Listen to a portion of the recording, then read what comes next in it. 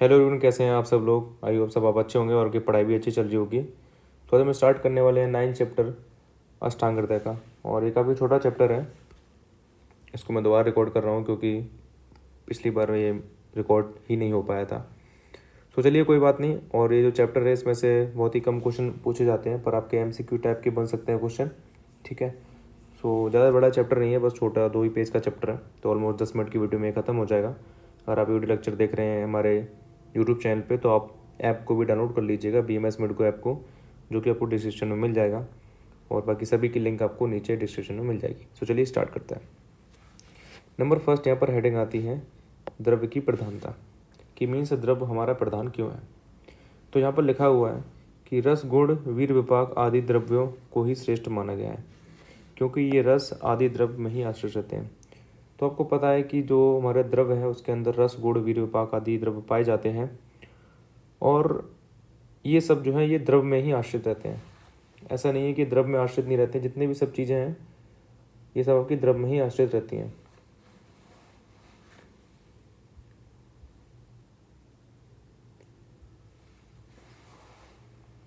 तो द्रव्य का स्वरूप यहाँ पर देखिए आप, द्रव्य का स्वरूप है पंचमहाभूत के संयोग वाला होता है। मीन्स आपको पता है कि आयुर्वेद में जितनी भी चीज़ बताई हुई हैं, चाहे वो कोई भी चीज़ हो A to Z, सब ही जो है पंचमहाभूत से बनी हुई होती हैं। तो यहाँ पर भी ऑब्वियस सी बात है, पंचमहाभूत से ही उसका स्वरूप निर्मित है। बात करते हैं द्रव्य की उत्पत्ति की। तो इसका प्रमुख कारण है जल महाभूत। ठीक है। अग्नि, वायु तथा आकाश महाभूत भी द्रव्य की उत्पत्ति में सहायक होते हैं। तो यहाँ पर बता रहे हैं कि पंचमहाभूतों में से जो जल महाभूत है वो तो इसमें प्रमुख होता है, बट इसके अलावा अग्नि, वायु और आकाश भी यहाँ पर भूमिका निभाते हैं। ठीक है। यह द्रव्य पृथ्वी का आश्रय पाकर उस प्रकार उत्पन्न होता है जैसे मिट्टी से घड़ा उत्पन्न होता है। तो जैसे मिट्टी से घड़ा बनता है, वैसे ही हमारा क्या है, पृथ्वी जो है द्रव्य का आश्रय पाकर उसकी उत्पत्ति होती है। ठीक है। इसके बाद हमारा द्रव्यगत गुरु आदि गुण। तो जो गुरुवादी गुण है आपको पता है कि 20 होते हैं आपके, लघु, गुरु, रुक्ष वाले। ठीक है। तो यहाँ पर उन्हीं की बात की जा रही है। और यही, इसके अलावा जो हमारे रस हैं, ठीक है, ये भी द्रव्य पर ही आश्रित रहते हैं। जो हमारे गुण हैं वो भी आश्रित रहते हैं और जो हमारे रस हैं वो भी आश्रित रहते हैं। तो बस ये आपको इतना ध्यान रखना है। अब बात करते हैं द्रव्यों के वर्णन की। तो जो हमारे पार्थिव द्रव्य है उसकी हमारी परिभाषा क्या है। जो द्रव्य गुरु, स्थूल, स्थिर तथा गंध गुण प्रधान वाले होते हैं उनको पार्थिव द्रव्य कहते हैं। तो मैंने आपको पहले भी बताया था कि जो हमारे महाभूत हैं और उनके जो विषय हैं वो कौन कौन से हैं। शब्द, स्पर्श, रूप, रस और गंध। तो शब्द में आपका आता है आकाश।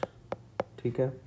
स्पर्श में वायु, रूप में अग्नि, रस में जल और गंध में पृथ्वी। तो ये आपको याद रखना है। ठीक है। ये सभी आपको परिभाषा में लिखने हैं साथ में। ठीक है। नंबर सेकंड बात करते हैं आप द्रव्य की। तो जो द्रव्य शीत, स्निग्ध, मंद, सांद्र तथा रसगुण प्रदान वाले होते हैं उसको आप द्रव्य कहते हैं। ठीक है। बात करते हैं आग्नेय द्रव्य की। तो जो रुक्ष, तीक्ष्ण, उष्ण, सूक्ष्म रूप गुण प्रदान होता है जिसमें, उसे आग्नेय द्रव्य कहते हैं। और ये द्रव्य कैसे होते हैं, हमारे दाह, कांति, वर्ण, प्रकाश तथा पावन करने वाले होते हैं। ठीक है। बस रट्टा मारना है, आपको कुछ नहीं करना है इसमें। वायव द्रव्य की बात करते हैं। तो जो रुक्ष, विशद, लघु तथा स्पर्श गुण प्रदान होते हैं उनको वायव द्रव्य कहते हैं। ठीक है। नाभस द्रव्य की बात कर लीजिए। तो जो द्रव्य सूक्ष्म, विशद, लघु तथा शब्द गुण प्रधान वाले होते हैं वो हमारे कैसे कहलाते हैं, नाभस द्रव्य कहलाते हैं। यह शोषिर यानी कि खोखलापन तथा लघुताकारक होते हैं।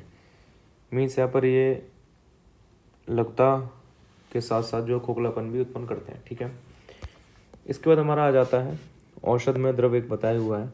तो बताया है इसमें कि इस संसार के अंतर्गत ऐसा कोई भी द्रव्य नहीं है जो कि एक औषध के रूप में कार्य ना करे, चाहे वो भले ही छोटे छोटे रोग के लिए हो या फिर बड़े से बड़े रोग के लिए, पर वो द्रव्य जो है औषध के रूप में कार्य अवश्य ही करेगा।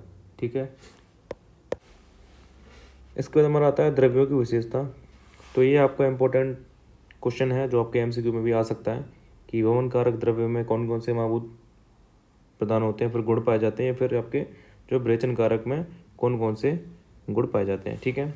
सो जो द्रव्य ऊर्ध्वगामी होते हैं यानी कि ऊपर की तरफ, ठीक है, वो वमन कारक है। यानी कि जो वमन है वो आप मुख के थ्रू करते हैं तो उसके लिए क्या है कि अग्नि और वायु गुण पाए जाते हैं उन द्रव्यों में, जिसकी वजह से वो ऊर्ध्वगामी होते हैं। और बात करें अधोगामी की तो वो विरेचन होता है एनालिजन से। ठीक है। उसमें क्या है कि पृथ्वी तथा जल के गुण अधिक होते हैं। तो याद रखना है आपको कि जो हमारा वमन कारक है उसमें अग्नि तथा वायु के गुण होते हैं, और जो हमारा पृथ्वी और जल है वो हमारा अधोगामी होता है, यानी कि नीचे की तरफ जाता है, डाउनवर्ड। ठीक है। इसके बाद हमारा देखिए है द्रवगत वीर वर्णन, जो आपको मैंने फर्स्ट चैप्टर में बता दिया था कि 8 तरीके के जो है वीर बताए गए हैं। गुरु, लघु, स्निग्ध, रुक्ष, हिम, उष्ण, मृदु और तीक्ष्ण। पर जो मेन आपके जो वीर हैं वो 2 ही होते हैं, उष्ण वीर और शीत वीर। ठीक है। आचार चरक के अकॉर्डिंग क्या डेफिनेशन बताई गई है कि वीर किसे कहते हैं कि जो क्रिया जिसके द्वारा की जाती है उसको वीर कहते हैं। कोई भी द्रव्य है उसका कोई भी एक्शन है वो वीर के बिना नहीं हो सकता है, इसलिए जो भी क्रियाएं उसकी होंगी संपन्न वो वीर के थ्रू ही होगी। ठीक है। आचार बागवट जो है 2 प्रकार के वीर बताते हैं। नंबर फर्स्ट है उष्ण वीर के लक्षण, और नंबर सेकंड है शीत वीर के लक्षण। ठीक है। तो उन्होंने 2 प्रकार के वीर बताए हैं, उष्ण वीर और शीत वीर। तो उष्ण वीर के लक्षण हमारे क्या है, भ्रम है, प्यास का लगना, स्वेद, दहा, वात तथा कफ दोषों का सेवन करने वाला होता है उष्णवीर। जो शीतवीर है वो हमारा हृदन मीन्स मन को प्रसन्न करने वाला, जीवनीय, स्तंभन कारक और रक्त और पित्त को निर्मल करने वाला होता है। ठीक है। बात करते हैं विपाक की। तो विपाक हमारा क्या होता है कि जो भी आप फूड खाते हैं, ठीक है, उसका एक प्रोसेस के थ्रू उसका डाइजेशन होता है, बट आफ्टर डाइजेशन जब हो जाता है उसके बाद भी जो है जो डाइजेस्टिव फूड हो उसमें से एक रस बनता है। ठीक है। अलग से एक रस उत्पन्न होता है जिसको विपाक कहते हैं। सो यहाँ पर वही लिखा हुआ है कि जठराग्नि के सहयोग से जब खाए हुए मधुर आदि रस युक्त आहार का पाक होने लगता है उसके बाद जो आहार रस अलग से उत्पन्न होता है उसे विपाक कहते हैं। ठीक है। तो ये यहाँ पर कुछ एक्स्ट्रा ज़्यादा खास था नहीं। इसके बाद हमारा आता है द्रव आदि के कर्म, यानी कि जो द्रव्य के अंदर रस गुण वीर विपाक पाए जाते हैं वो कैसे कार्य करते हैं।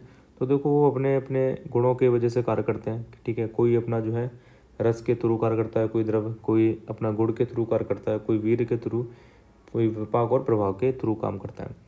अब उसमें क्या है कि सभी जो द्रव्य हैं उसमें पंचमहाभूत पाए जाते हैं, पर किसी में ज़्यादा होते हैं पंचमहाभूत, किसी गुण की प्रधानता ज़्यादा होती है पर किसी में कम होती है। और क्या है कि ये जो सभी द्रव्य हैं वो एक दूसरे से अलग अलग होते हैं। ठीक है। तो यहाँ पर आपका चैप्टर फिनिश होता है।